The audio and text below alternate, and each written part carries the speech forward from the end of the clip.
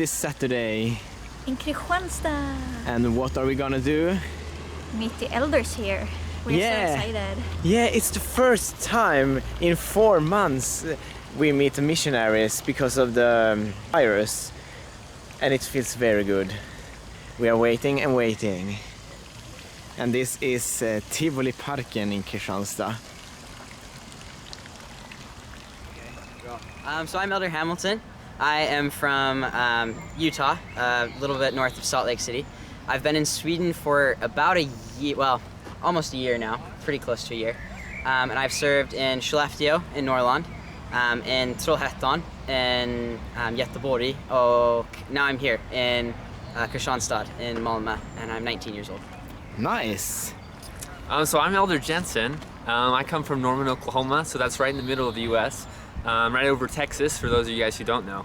Wonderful, wonderful place. I've been out in Sweden for about 8 months. I've kind of moved around a lot, but started in Borås, went up to Boden, down to Linköping, and then to Helsingborg, and then to Kristianstad. Love Sweden. It's a fantastic place. Yeah. Oh, nice to meet you guys. So, for how long time have you been in quarantine? That's a good question. So it's been about, so we've had this transfer, the transfer before that, and then the transfer before that. So that's about 18 weeks, give or take. Yeah. Oh, wow. It's been a while. What does a day on your mission look like for you during these special times? Well, it's a lot different, that's for sure.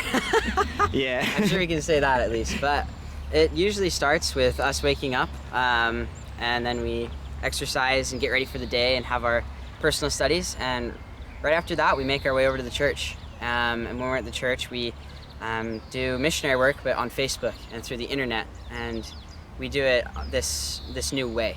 And it's been really exciting. We toss in some other, like activities in there. So it's not like we're on Facebook the whole time, which is kind of nice. So it's kind of some of the other stuff that we do are, we like to develop our talents a little bit. So personally, I'm learning how to play the piano. Then Elder Hamilton is a stud. He's fantastic on the piano and singing. Yes, we know. We have seen it. Oh. No, not super, but thank you. Yeah. So we work on our talents. We also do a little bit of family history work as well. So just a well-rounded experience. Okay. And the time you go to bed, is it the same? So we actually go to bed a half hour later than what we'd normally do. Okay. So it really is normal to us now. But we go to bed, instead of going to bed at 10:30 p.m., we go to bed at 11 p.m. And then you can wake up at 7? At 7. Oh, that's nice. Yeah, it's kind of nice. So it's kind of like, oh, well, I like it, so. Do you think it's a waste of time to serve your mission during a quarantine? I would say it's different, but I wouldn't say it's a waste of time. Okay. There's still blessings for sure. We still get to see the Lord's hand in our work. There are miracles certainly that we've seen. We've been able to reach out to people through Facebook, find them, and we now teach them actually here in Kristianstad. And what do you think? I wouldn't say so one bit. It's different. Oh gosh, is it different? I remember a couple months ago just going out knocking on doors and interacting with people face to face.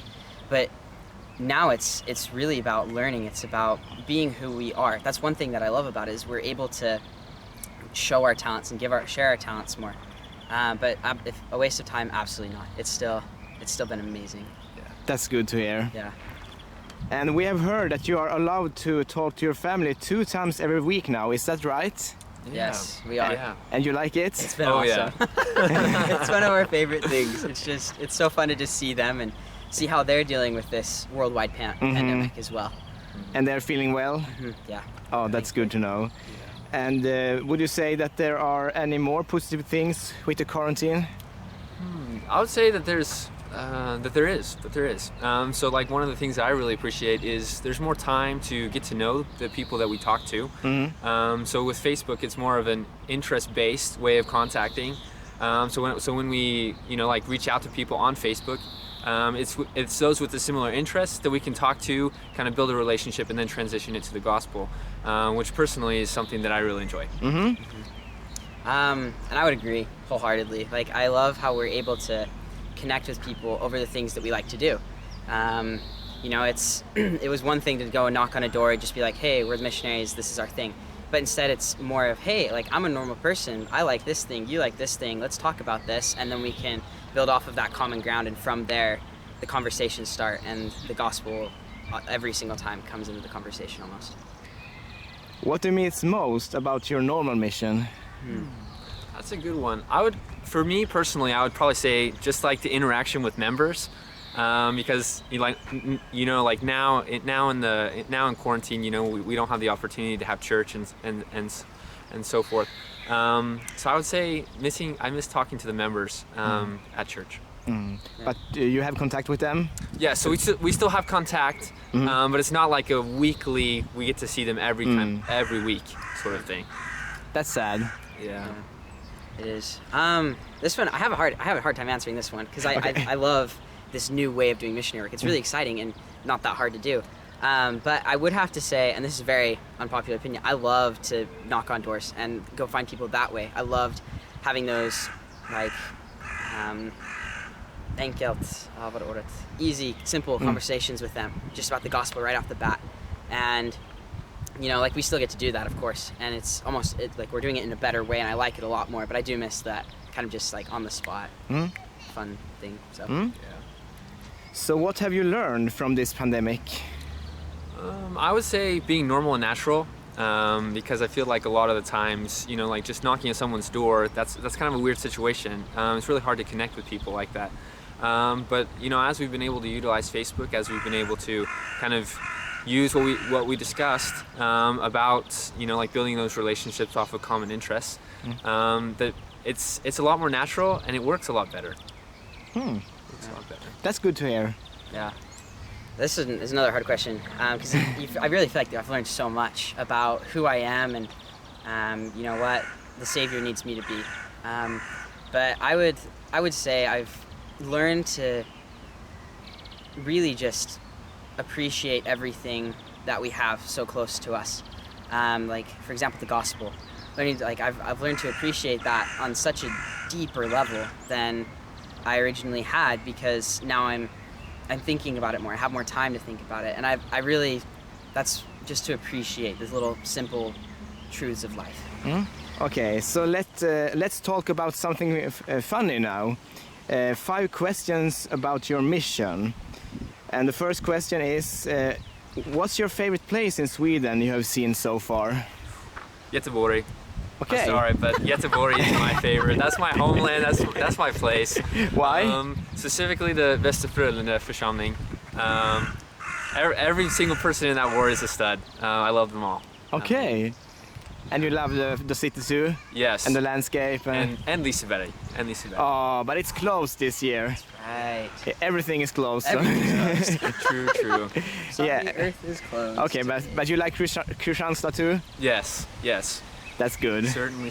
Okay.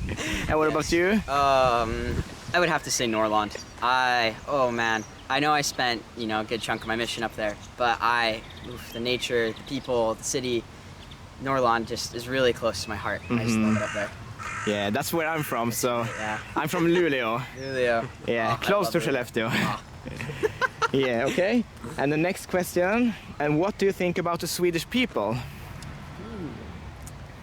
Be honest. Yeah. That's a good one. I don't know. I definitely love them. I love them. But sometimes it's hard to talk. I know. Sometimes it's hard to talk with the Swedish people.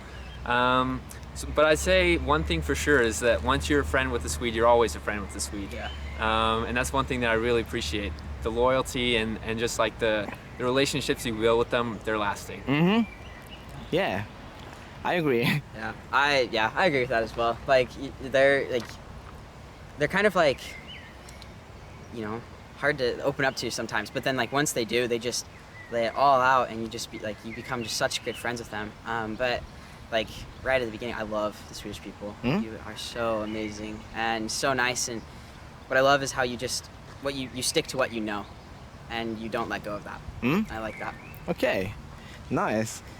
And what's your favorite food, dessert, and candy? Ooh. Favorite food? It sounds cliche, but I'd have to go with bread and cheese. Okay. The bread and cheese in Sweden is like no other. It is a blessing to partake of. Favorite dessert has got to be a kladdkaka. I love those things. They're so good. And then the favorite candy, I'd have to go with the super salt circles. Those are my favorite. You love them too, Lina. I love them. Yeah. Okay. Yes. And you? My favorite food. I love food. It's really hard to choose. But I love the classic Swedish meatballs. I've always loved those. Just the meatballs and brun sauce. So good, so delicious.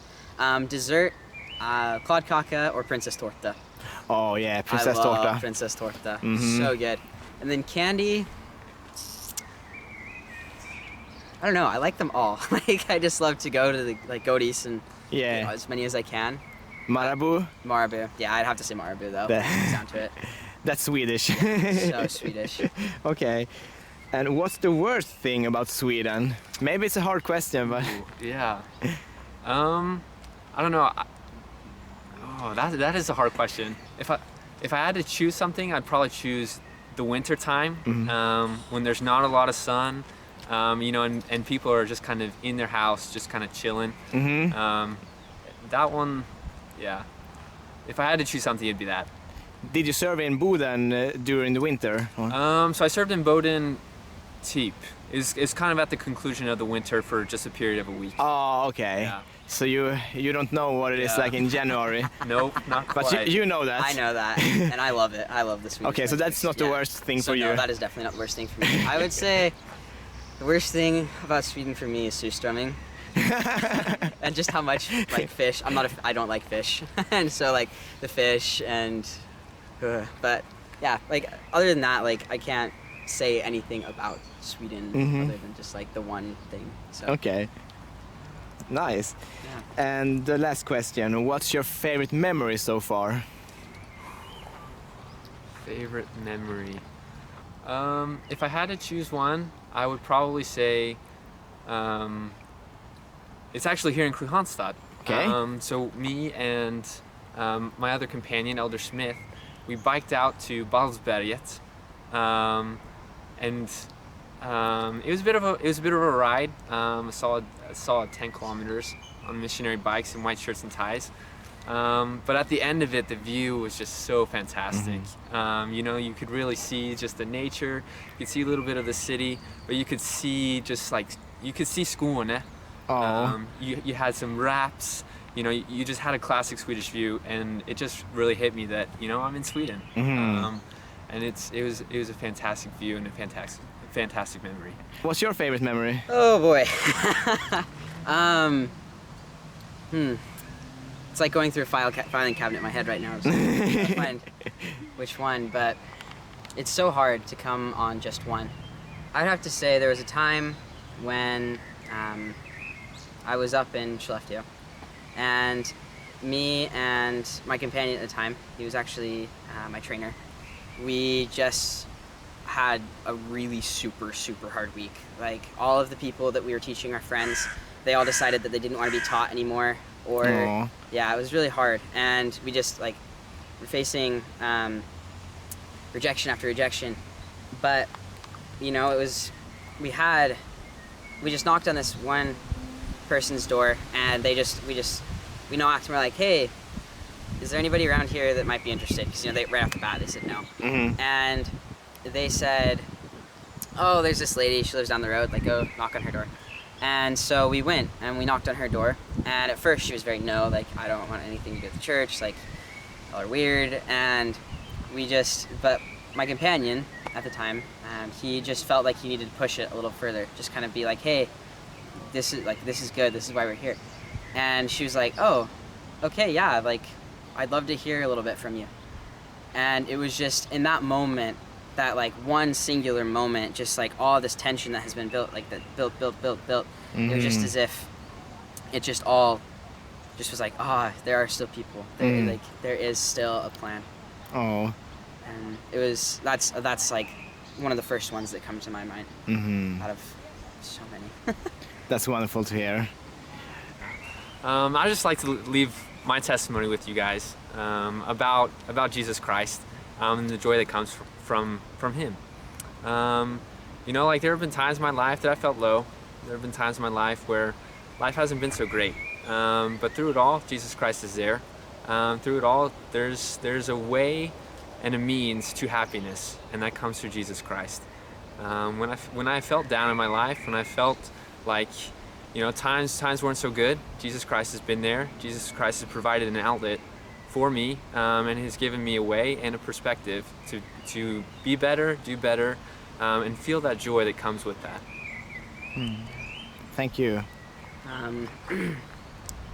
I love this gospel. I am so grateful to be a missionary at this time, into Corona, and like this pandemic. The things that I've learned and just felt have been incredible. But I just want to bear my testimony and witness of the truthfulness of the restored gospel of Jesus Christ. That it is the true church of Jesus Christ. The same church that Christ built up while he was here on the earth exists today. And it is the church of Jesus Christ of Latter-day Saints. And I know that with my whole heart. And I know that because I've tested upon it. And I'm so very grateful to Joseph Smith, who had that question 200 years ago and asked the question to the point where he really did hear Jesus Christ. And that is what it's all about. It's about hearing Jesus Christ, coming closer to him. And I know that Christ lives. I know he lives. And I'm so very grateful for him. I say that in the name of Jesus Christ, amen. Amen. And thank you so much for taking your time. Oh, thank you. And good luck, and we will pray for this virus to go away very soon. Oof, disappear. Yeah. Well, thank you so much, and have a wonderful summer. Thank you.